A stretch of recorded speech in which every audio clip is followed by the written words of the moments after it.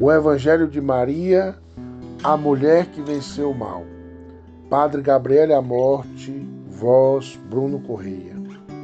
8º dia. Como sofre um justo. Eis como nasceu Jesus Cristo.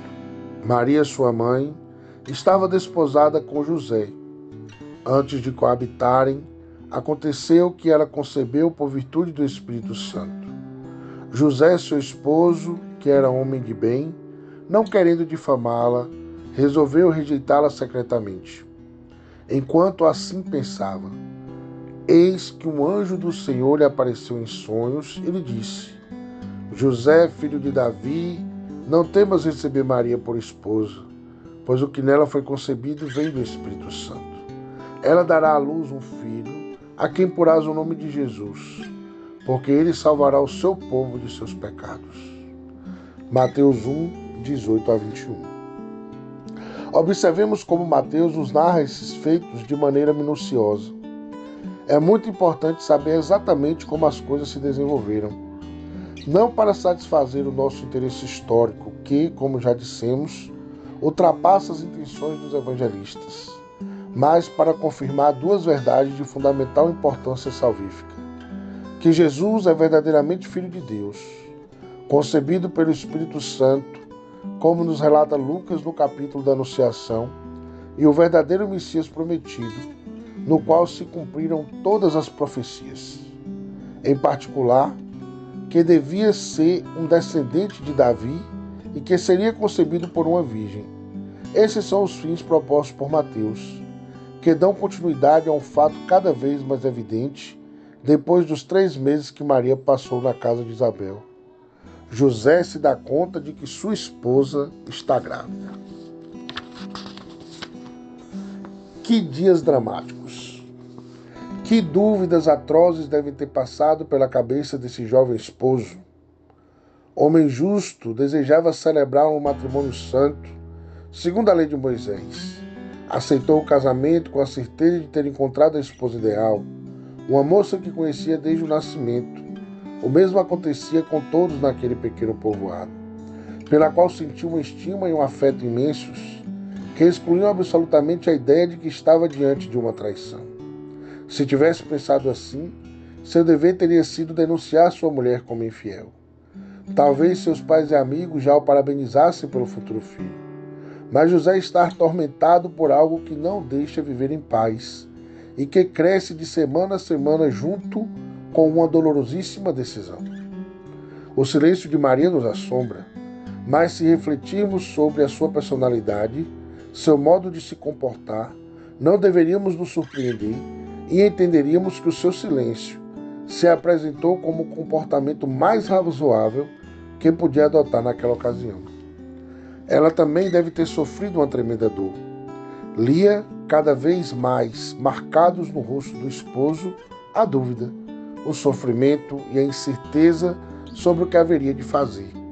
Mas estava certa de que não cabia a ela intervir. O que havia acontecido com ela era extraordinário e a maior atuação do plano divino. Revelá-lo e fazê-lo ser compreendido não era o seu dever. Um fato tão extraordinário pertencia ao Pai, que lhe enviara o anjo, ao Filho que levava em seu ventre e ao Espírito Santo que a havia fecundado. Por isso Maria cala e espera. Quando calar e esperar são as coisas que mais lhe custam. Admiramos o silêncio de Maria, mas o silêncio de Deus nos desconcerta. Com Isabel, bastará o som da voz de Maria para que o Espírito revelasse tudo. Quando José deve ter sofrido pelo silêncio de Maria. Além disso, quanto terá sofrido Maria pelo silêncio de Deus. Pouco a pouco, José amadurece a questão mais dolorosa de todas. Está convencido de se encontrar diante de um mistério, um acontecimento maior que ele mesmo. Melhor acabar com tudo. Decide dar à sua esposa o libelo de repúdio da maneira mais delicada possível, em segredo. Como diz Mateus, bastava a presença de 2 testemunhas. Era muito fácil para um homem na época repudiar a esposa sob qualquer pretexto. O líbelo de repúdio era considerado uma garantia para a mulher, que dessa forma poderia se casar de novo. Só depois, quando José havia tomado a sua decisão, em meio a tanto sofrimento, chega o anjo para revelar-lhe a verdade. Sejamos sinceros, nós mesmos perguntaríamos por que Deus não mandou o anjo antes. Por que permitiu que sofressem tanto aqueles esposos amados e preferidos? Creio que eram as mesmas razões pelas quais o Pai exigiu ao Filho o sacrifício da cruz. Os caminhos do Senhor não são os nossos caminhos. O Senhor nos pede que façamos a sua vontade e não que compreendamos as suas razões, com frequência muito superiores à nossa capacidade terrena. Neste ponto podemos compreender o destino de José. Não temas em receber Maria por tua esposa, disse o anjo. E já não sentia nenhum temor. Iria rapidamente, como permitissem as suas forças, aonde estava Maria, para dizer-lhe que agora sabia de tudo, que tudo estava claro. Ele se apressaria a marcar a data das núpcias. Depois de tanto temor por ter de renunciar à sua amada esposa, tinha então a certeza de que nunca se separaria dela. Também para a Virgem seria o fim de um pesadelo, e daria graças a Deus por assim recompensar a sua confiança e o seu abandono. No entanto, essas são apenas considerações pessoais, humanas. O que José compreendeu era muito diferente. Compreendeu que sua esposa era nada menos que mãe de Deus, e que ele era o afortunado descendente de Davi, por meio do qual se realizariam as profecias messiânicas. Que a sua união com Maria era algo totalmente distinto do que ele imaginava. Deus confiava logo a ele as pessoas mais amadas e preciosas que já existiram, Jesus e Maria. Compreendeu e aceitou com gratidão seu papel, do qual se sentia absolutamente indigno. Aqui devemos descobrir verdadeiramente o plano de Deus com relação à figura de José. Nós nos ocuparemos dele na próxima reflexão. Para concluir, observemos que a profecia de Isaías, uma virgem conceberá, recebe a sua exata explicação em Mateus.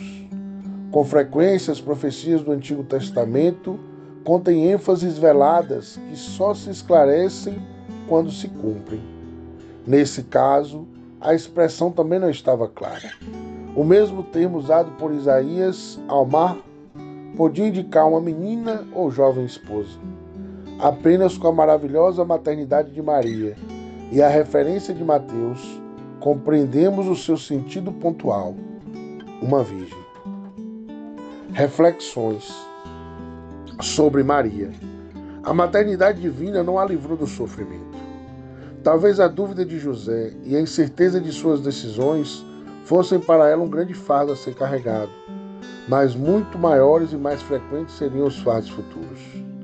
Santa Teresa de Ávila nos faz perceber, e com razão, que o Senhor envia mais cruzes àqueles que mais amam. Sua escolha não deu à Virgem uma compreensão dos planos de Deus que a deixasse livre de dúvidas, incertezas e interrogações sem resposta. Sobre nós, com frequência o caminho de nossas vidas segue um curso totalmente distinto do que previmos. Para nós, José é um grande modelo de disponibilidade. O Senhor não é obrigado a nos dar explicações sobre o seu comportamento. Ele busca aquele que faz a sua vontade, ainda que muitas vezes nada nos diga ou faça para que compreendamos as suas razões. Em algumas ocasiões exige de nós certa intervenção ativa, em outras, pede-nos um abandono confiado. Ter paciência, calar e esperar são virtudes que muitas vezes nos custam mais do que o agir.